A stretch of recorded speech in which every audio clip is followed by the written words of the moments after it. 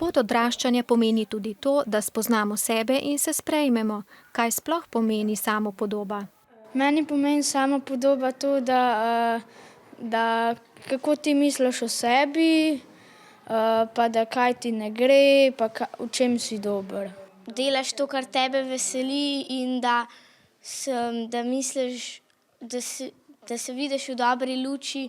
Dobra samopodoba je proces, v katerem se spoznavamo. Dobro je, da mladostnik pozna področja, v katerih je dober, pa da se zna recimo tudi prositi za pomoč takrat, ko jo rabi, da se zna obrniti na vrstnike, da takrat, ko pride kakšen izziv, kakšen stres, da se zna s tem spopasti, da zna prositi za pomoč ali pa recimo, ne vem, sam sebe umiriti, tudi zna poiskati recimo in v družini in v šoli pač eno podporo. V dobi odraščanja je zunanji videz za samopodobo pomemben, ne pa nujno najpomembnejši.